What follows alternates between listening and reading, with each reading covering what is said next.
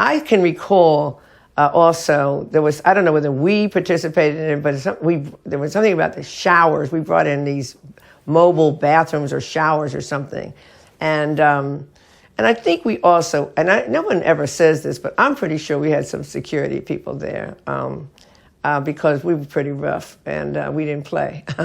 And so I think we had some security. I mean, people have the idea that there was just this guy, Brad, and we provided some, food. And I must say that the food we provided was really good food and was hot food. And it was beautifully cooked. I mean, it wasn't, junk food. It wasn't snacks and, whatever. It was really good food and everybody was happy. And I presume we had plates there because I remember people always going over there during the day and the evening because we fed more than one meal. It wasn't just...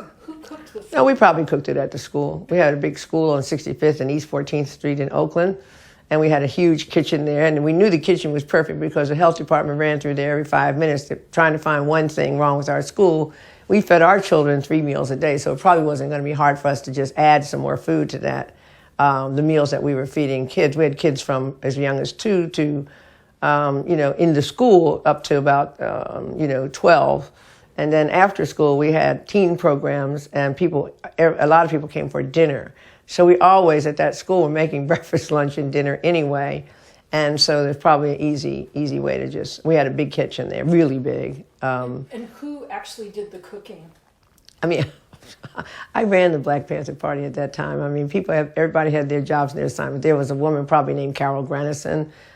She was probably the nutritionist that always... because our kids ate very well. Back in the day, we're talking about 1970 something. And so we had our kids would think of yogurt as dessert, which you cannot imagine in the Black community how really advanced or whatever we could say if it is advanced. Or they would think of, a stick of celery with peanut butter on it as a real treat. So, and then we had our own garden there. We grew some vegetables, broccoli and something, lettuce, what have you. So, I mean, the kids grew it, and we ate that food. So we had very, very, very great focus. Remember, the Black Panther Party, as I said, we gave away food. We did breakfast programs. We understood that food was a fundamental right and a fundamental necessity, obviously. So it wasn't difficult. We had cooks. So, I mean, whoever was cooking in the kitchen cooked the food. Yeah. It was not myself, because I can't cook even as we speak.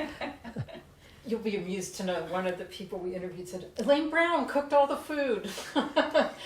Who was that? I don't remember. It was somebody that just sort of said, oh, she probably did it. It was somebody in the... No, we had a massive operation. Yeah. We had a school. People, that must not have been anybody in the Black Panther Party because, first of all, anybody that knows me knows one thing about me, I cannot cook at all. And I mean, I'm talking about serious flaws in cooking. Like, I'm going to cut my thumb if I cut an onion or something, seriously. But would it have been women mostly? No.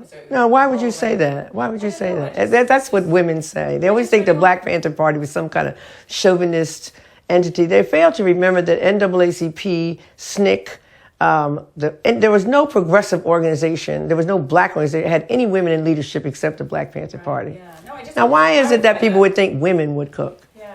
As a matter of fact, the chief cook was a guy named Russell, whatever his last name was, I can't think of. Oh, great, yeah. And the chief cook at our lamppost was a guy named Mojo.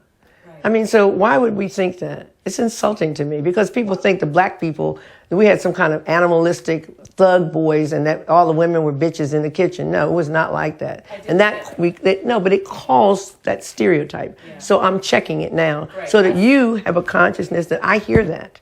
I hear people criticize the Black Panther Party all the time. Oh, it wasn't a part. It was, it was chauvinist. Oh, excuse me. Is the world not? A country that's not a patriarchy? Tell me which one it is. Yeah. Do you know one? Yeah, I just wanted you to clarify that for us. I know, but that question wouldn't have come up if you hadn't thought that only women would be cooking. I didn't think that, but other people have said that. So I just you're the only source of. Who has said what? Well, it's just like the general conversations sometimes that you... Who are these people that say these things? Just in my research and talking to people, it's not that anybody thinks that necessarily, but those are the questions I've been asked. But this is a question of women. This is a question that women ask, and mostly so-called feminists of the Gloria Steinem ilk, or whatever they now want to call themselves, the third wave, second wave, whatever wave they are. And this is a very bourgeois feminist notion because they always think that we have to get out of the kitchen. Yeah. And you know what black women said? You know what my mother said when they had to get out of the kitchen and into the street? Yeah, I'd like to get out of the kitchen, your kitchen. Yeah. And it didn't even occur to these Betty Friedens and whatever her name is, former CIA agent, Bunny, Gloria Steinem. I mean, she admits that she worked for the CIA, so it's not something Elaine is making up, okay? She talks about it, and she was also a Playboy bunny. And Gloria Steinem and the Betty Friedan, that group, those are the kinds of people that constantly said, oh, the Black Panthers were chauvinists, so I didn't want to be in it. So I go, okay, fine, well, what group are you in? Because you denounced the woman that became Roe, and she said she didn't accept third trimester abortion. You know, I'm finished proselytizing on this. I just want to make clear that who cooked the food, like what? What difference does it make? We thought of ourselves as an organization. If you had a job to do, you had an assignment. We were a paramilitary organization in the sense that people did not vote on what you did or what you didn't do. If you could cook, you would be cooking. If you could handle a gun, you would be handling a gun. Most women could not handle guns like men could, although all of us were trained on weapons, okay? So if you want to ask me about the internal workings of the Black Panther Party, then we can ask that. But when you start, then that's a separate conversation. Yeah. But we're talking about the position that we were the only black organization that took that. Where were the Weather Underground when we occupied the building? Do you know? Yeah. SDS, the little People's Park people. Where were they? Where was the SCLC, NAACP? Africa, the Freedom, whatever it is, Africa, New Republic of Africa. Where were all those groups? So here you have an organization that had such an understanding of revolution in America that it actually participated and understood the connection and didn't care about the majority of people there were white. So where was the Native American? Where was AIM? Where was the Puerto Ricans? I don't know. We were there. Now you're going to question me about who cooked the food. What difference does it make to you who cooked the food? That's my point. Right, yeah. No, that's great. You've really clarified that. I'm sorry to be, but I have to tell you, because we have to know this stuff. What difference does it really make who cooked the food? Yeah.